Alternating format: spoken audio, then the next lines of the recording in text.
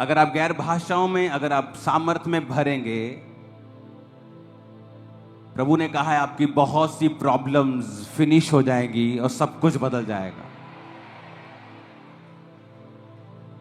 अब वो हर एक चीज को अपनी लाइफ से ठोकर मारो जो आपके अभिषेक को कम करती है। वो आपका एक नटखट दोस्त भी हो सकता है जो हर वक्त गंदा मजाक करता है और आपके अभिषेक को कम करता है। – 2005 में एक्स्ट्रा रोजे रखते थे, ओवर फास्टिंग, 40 फास्टिंग में लगे ही रहते थे हम। एक 40 खत्म, दूसरा, तीसरा, चौथा। लेकिन कई बार परमेश्वर की प्रेजेंस में जब हम जाते थे तो खाली महसूस करते थे। तो एक पास्टर प्रीच करने के लिए आए थे, उन्होंने कहा था कि अगर तुम गंदा मजाक छोड़ दो, परमेश्वर के ऊपर कुड़कुड़ाना छोड़ दो, तो जो मसा 6 साल में मिलना है, 20 साल में मिलना है, तुम्हें 6 महीने में मिल सकता है।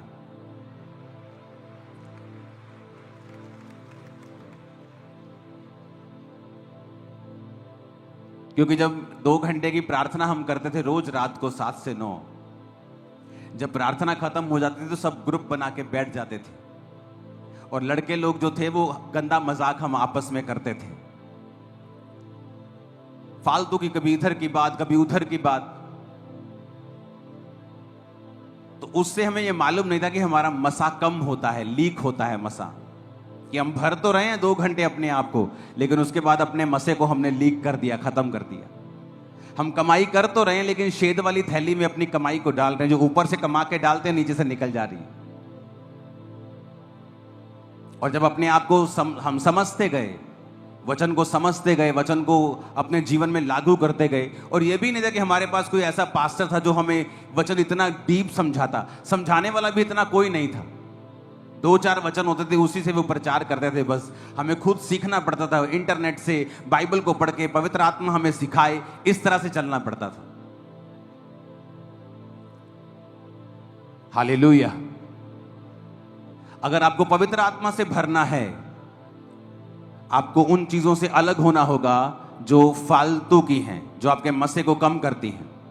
आपकी पड़ोसन बड़ी अच्छी हो सकती है, लेकिन जब वो आपके साथ बैठती है, चुगलियां करती है, नेगेटिव बातें करती है, संसारिक बातें करती है, जब वो आपसे उठ के वापस जाती है, आप महसूस करते हैं कि आपके अंदर से वो कुछ छीन कर ले गई, खाली कर दिया आपको। क्योंकि शैतान भी खुद अभिषिक्त था, और जो अभिषिक्त होता है उसे मालूम होता है अभिषेक क्या कर सकता है। इसलिए शैतान किसी व्यक्ति की खिलाफत नहीं करता, यानी वो पास्टर्स की भी खिलाफत नहीं करता अगर वो मसे में ना हो तो, क्योंकि एक्चुअल में जो बदलाव है वो मसे के कारण होता है। एक जगह जीसस का प्रचार चल रहा था, तो जब पौलुस आया तो उसने कहा तुमने यीशु मसीह के बारे में सुना? कहते हाँ हमने सुना। कहते पवित्र आत्मा पाया? कहते नहीं पाया। क्यों? क्योंकि जिसने प्रचार किया वो खुद पवित्र आत्मा से खाली था। वो ना तो हील कर सकता है, ना तो वो फिल कर सकता है, भर सकता है, सिर्फ प्रभु के बारे में बता सकता है। और विरोध उनका होता है जो फिल कर सकते हैं, जो बता सकते हैं और हील कर सकते हैं, क्योंकि शैतान भी अभिषिक्त था, और जब वो गिरा प्रभु ने उससे अभिषेक नहीं छीना, वो आज भी अभिषिक्त है। इसलिए आज भी जब संसारिक और शैतानी गाने लगाए जाते हैं, आज भी मसा उतरता, लोगों का डांस करने का दिल करता है, क्योंकि वो अभिषेक है जो शैतान को दिया गया है। तो शैतान को पता है कि एक अभिषेक क्या कर सकता है, इसलिए वचन में लिखा अभिषेक के कारण तेरा जुआ नाश कर दिया जाएगा। तो वो ट्राई करता है अभिषिक्त लोग उठे ना, अगर उठे तो उनका विरोध किया जाए, उन पे अटैक किया जाए, क्योंकि उसे मालूम है कि अभिषेक के कारण जुए नाश होंगे, अभिषेक के कारण लोगों की जिंदगियां बदलेगी, चंगियाई आएगी, बरकत आएगी, छुटकारा आएगा, बदलाव आएगा, दिमाग बदलेगा, सोच बदलेगी अभिषेक के कारण। इसीलिए वो उन लोगों का विरोध करता है जिनके ऊपर अभिषेक है, और उन लोगों का कोई विरोध नहीं होता जो अभिषेक से खाली हैं, क्योंकि शैतान को उनसे कोई मतलब नहीं, वो यूजलेस लोग हैं।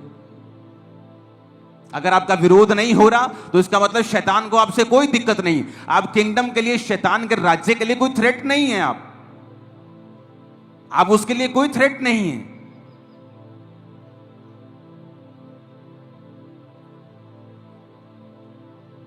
कितने मेरी बात को समझ रहे हैं? तो विश्वासी का पहला काम है पवित्र आत्मा से भरना। वचन कहता है जब पवित्र आत्मा उन पे उतरा वो गैर भाषाएं बोलने लगे। लोग बोलते हैं जब उन्होंने गैर भाषा बोली थी 120 लोगों ने, तो बाहर जो पेंटिकोस मना रहे थे उनकी भाषाएं बोली थी। आज ऐसा क्यों नहीं होता? क्योंकि पवित्र आत्मा कोई तोता नहीं है जो रटी रटाई एक ही चीज करेगा या एक ही काम करेगा। एक चर्च में मैं आपको बताता हूं पवित्र आत्मा की गैर भाषा किस लिए होती है। एक चर्च लगी हुई थी और एक बंदा चर्च में अटैक करने के लिए पास्टर के ऊपर आया और वो पब्लिक में बैठा हुआ था और वेट कर रहा था कि जब उठ के खड़े होंगे प्रार्थना करेंगे तो मैं जाऊंगा आगे। तो पास्टर ने कहा उठ जाओ, खड़े होकर प्रार्थना करेंगे। वो सब खड़े होकर प्रार्थना करने लगे और जब खड़े होकर प्रार्थना करने लगे एक औरत के ऊपर पवित्र आत्मा उतरा और वो गैर भाषा बोलने लगी। और वो जो आतंकवादी था वो हिंदी समझता था लेकिन था वो यहां का नहीं, वो दूर किसी और देश का था और उसकी अपनी एक भाषा थी। और जब वो औरत पर गैर भाषा उतरी वो गैर भाषा में उसकी भाषा में बोलने लगी।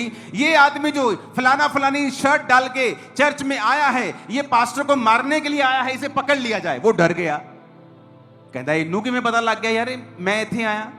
वो इतना डर गया कि उसने अपना जो विचार था मारने का वो छोड़ दिया।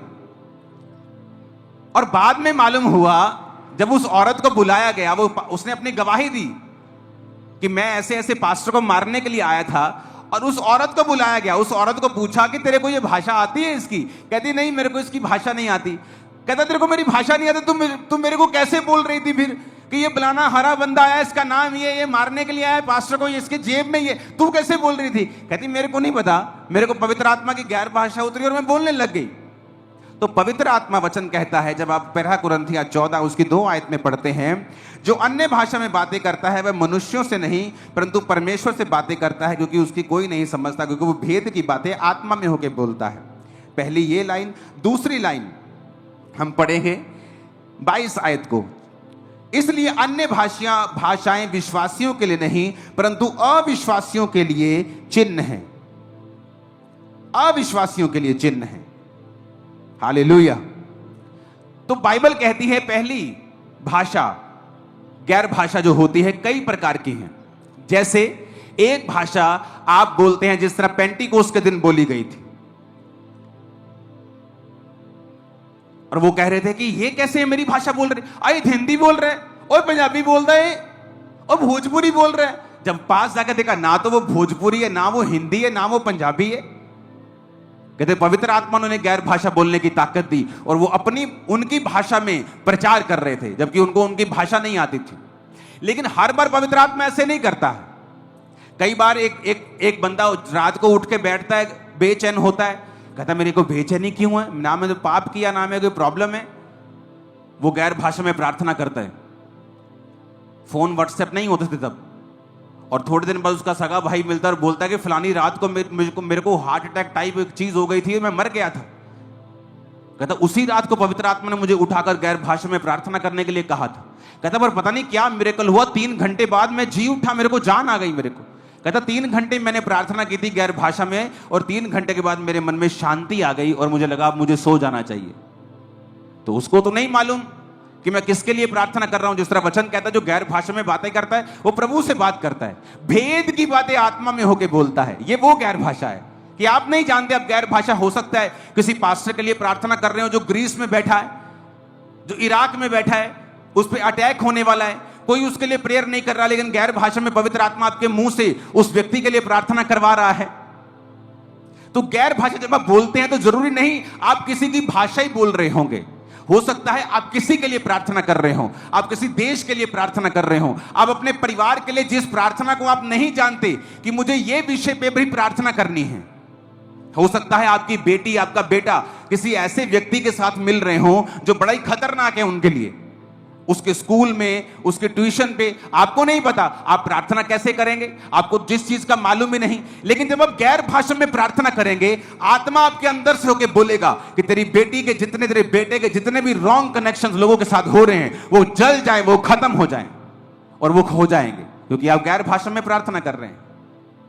इसलिए तो इसे गिफ्ट बोलते हैं, इसलिए तो इसे हथियार बोलते हैं, इसलिए तो कहते हैं जो गैर भाषा में प्रार्थना करता है वो अपनी उन्नति करता है। क्यों कहते हैं अपनी उन्नति करता है? क्योंकि जो बेटा तेरा बच गया, तेरी प्रार्थना से नहीं बचता था। क्यों? तुझे मालूम ही नहीं था कि इस विषय में प्रार्थना करनी है, तो बच गया, तेरी उन्नति हुई, तेरी फैमिली की। कल को वो नुकसान करता, पैसे का भी नुकसान होता, तेरे फाइनेंस की, आत्मा में नुकसान करता, आत्मिक उन्नति भी तेरी हुई, और परमेश्वर ने तुझसे बात भी की, पवित्र आत्मा ने तुझे इस्तेमाल भी किया। तो गैर भाषा इतनी जरूरी है कि हर बंदा इसको बोले।